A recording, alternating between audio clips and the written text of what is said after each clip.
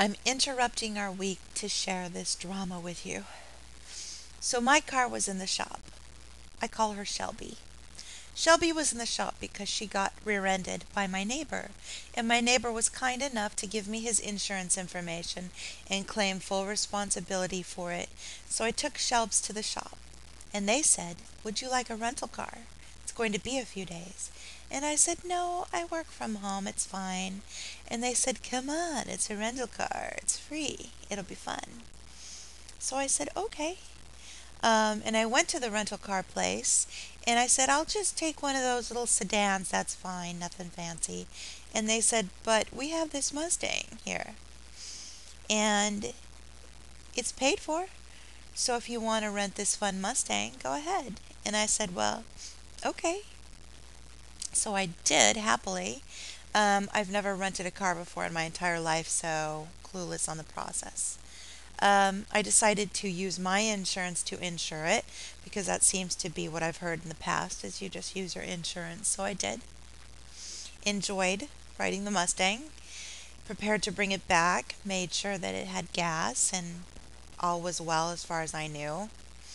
I did not do a walk around on it. So I took it back and the girl went outside to look at it while I waited inside. I was thumbing through brochures. She comes in and she does not come to me. She goes to the manager and whispers to him and says, "Come look at this. I'm sure you'll agree with me." And then all of a sudden I look at the manager and he says, "I'm just going outside to get some fresh air. I'll be right back." That is when my hinky meter went off. I'm like, "What's going on? What's..." And I watch them walk out there and she's pointing something to him. And they come back inside and they look at me and they say the car has a dent and a scratch on it. And I'm like, "What?" So I walk out there with them to look and sure enough there are these little dents on the wheel well of the rear quarter panel on the driver's side and a scratch. And I'm like, "Wow, I guess I got hit." And as a matter of fact, that is the same exact area where my car is being repaired.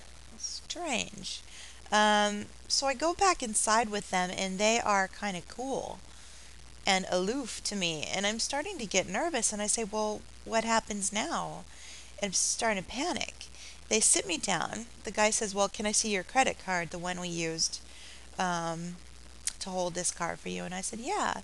So he swipes it, $500. My insurance deductible gone. And then he says to me, "Yeah, it is a shame, but that's why we think you should have used our insurance, because then you wouldn't have to be paying all this." That's when I smiled at him and said, "Well, gosh, I hope you guys didn't take a bag of rocks and hit the side of it." Um, to which the girl kind of gave me a look. And if you're a woman, you know what I mean. She gave me a look. Um, so I got a little bit sassy because that wasn't appropriate for them to say. And I got nervous. I called my boyfriend to tell him what happened, but I didn't really tell him that I needed him because I'm still learning about needing people and things like that. It does not come easy for being so independent. But I did kind of need him, and I didn't know exactly what was going on, and I was pretty scared. Anyway, the girl puts me back in the car that I rented that was hit and takes me to my car. We hit every red light. We hit every red light, and she's talking and talking about, "Isn't this a nice car? Isn't this fun to drive? It's just too bad that you didn't take our insurance."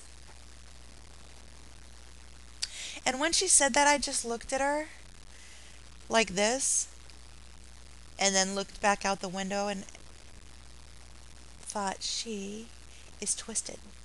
Um, so they take me back to my car. And I get my car, and on the way home, I have a good cry because you don't cry there at the rental place or in front of the people. And I wanted to. I mean, I was almost to that point where I was like, you know, when you're scared and frustrated and angry all at once and you're a woman, it could happen. You could burst into tears, but I didn't. So I got home, but you know what? It stuck with me. I was really upset. It's the way that these folks treated me. It was a feeling of being powerless and being in trouble. and not understanding fully what's going on. And I've felt this way before in my life. I felt this way when I had a very young son. He's now 22, but he was a baby and I was on welfare. I had just gotten out of cosmetology school. I'd been a bartender, a cocktail waitress. I moved to Alaska and things were tough. We had to be on welfare for a little bit. And it reminded me of when we had to pay for things with food stamps and when we had to ask for assistance. And there were people in a position of power that treated us very badly. And I promised myself I would never be in that position again. And that is how I felt. And I kept waking up in the night. I kept waking up just thinking about it, and thinking about it really caused some stress in me. It's not the end of the world. I will make the money again. I certainly will. If you can work, you can make money. It's just that easy. But dang it. I didn't want to lose the money.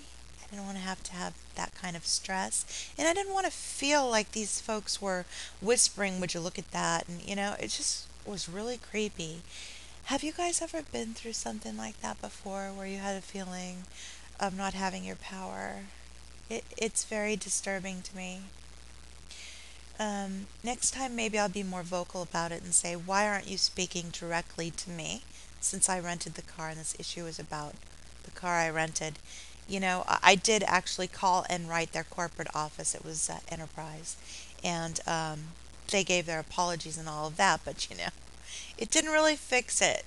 I just said, it does seem rather unprofessional for your reps to be speaking about which insurance I should have gone with after the fact.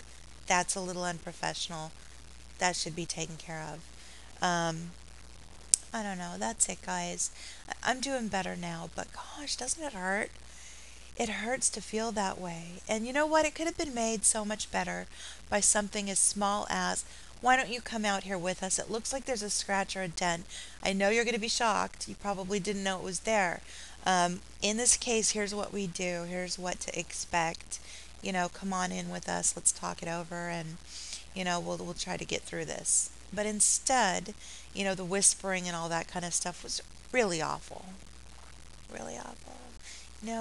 It's tough to not feel like you have your power. If you can relate or if you want to share a story, I would love it. Thanks. Bye.